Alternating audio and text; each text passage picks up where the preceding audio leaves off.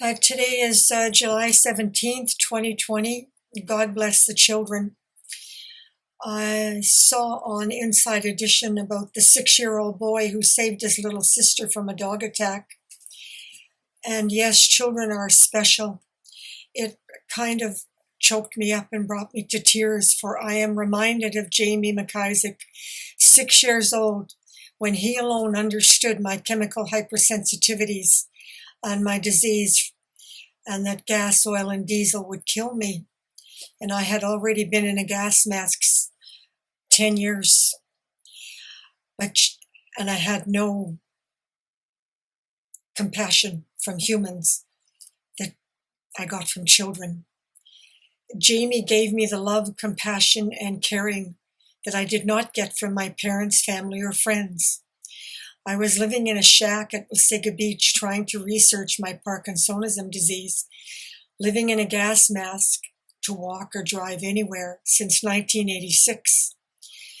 My mother wanted me to get rid of my music tapes stored in her home next door. They'd been there for 10 years or more. So I dropped my mask and began to sort them out, when suddenly Jamie came rushing into the bedroom yelling, "Auntie Trudy, quick, Poppy will kill you. He has the lawn mower blowing oil everywhere." I kind of shook in a panic. I didn't know what to do, because what I didn't realize is that my mother had opened the window and oil fumes came rushing in at me. So I kind of scrambled, but couldn't remember where I had dropped my mask. And my mother, as usual, just ignored me. And Jamie ran around and quickly found it, and he sat me down and he helped me get it on. And at which point I went into a horrific attack, pain like being electrocuted through every molecule of my body. And little Jamie, just 6 years old, helped me down the stairs to my car. And he screamed to my father, "Poppy, stop, you will kill Auntie Trudy, shut the motor off." And imagine that a 6-year-old child could have that much understanding and compassion and humanity more than adults. I had been terribly, terribly, brutally abused by society. And I wonder what happens when they grow up and they forget all that, when they become adults, because they're not like that when they're children. I'm not going to start naming names, but I had a lot of children who helped take care of me when I was a child. And those same people, when they became adults, they were quite mean. Well, the good news is that no matter how sick I get, I can drive safely. Jamie safely got me to my car and we drove to the beach. He then ran with money I gave him to a nearby little shop and got me a cup of coffee, which helps to trigger adrenaline and pull me out of the excruciating, painful, torturous Parkinsonism paralyzing attacks. Now, I'd been taking these attacks all my life, since I was 6 years old. Long enough. Anyhow, we spent a lovely afternoon at the beach together. But poor Jamie, his life was tragic beyond words to describe. He was bullied and eventually he died much too young. And today I am taken by that little boy who saved his sister, that I choked up in tears remembering Jamie, and knowing that he is in God's paradise today and one of my many guardian angels. So blessed to have been rescued by so many children.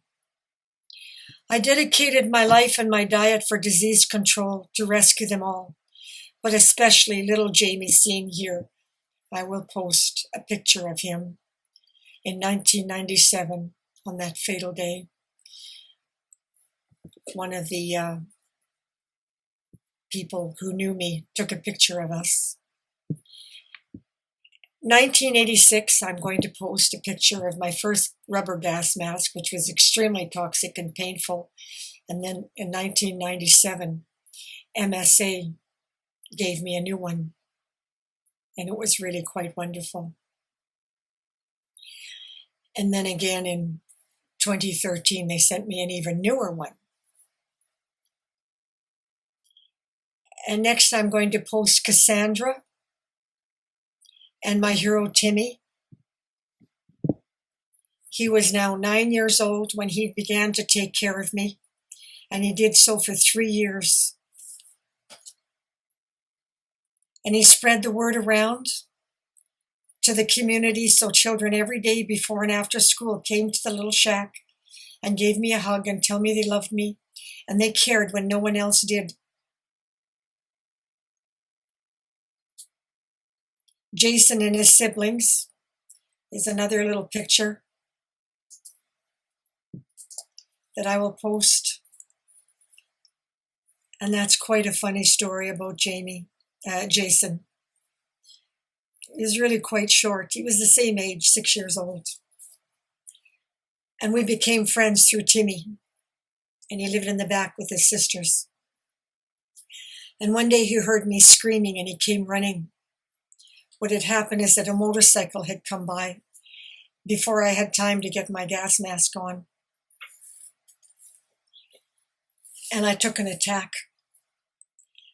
And he sat down with me on the cement blocks. And he said, and he hugged me.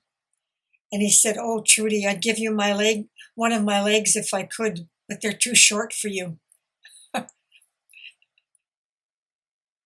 And I just burst out laughing as tears streamed down my face.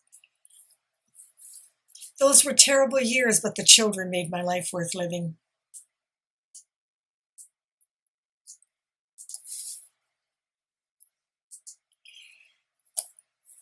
Cassandra, I took many photos of her just for fun. She was so beautiful. And Timmy was very special. Every day before school, he came and he helped me out of bed to my feet, struggling in pain to get to my feet. And he helped me shuffle to an outhouse 45 feet away from the shack. And he would turn his back to give me privacy while I went to the bathroom. And then he would get me back and put me back to bed. And every day after school, he would come again, before or after dinner, and make sure that I was okay and take me back and help me shuffle to the outhouse, 45 feet away. And he did that for 3 years, until I developed a diet for disease control. It didn't cure me, but I was able to function a little bit better. God bless the children. And I'm posting a picture of that shack, yes.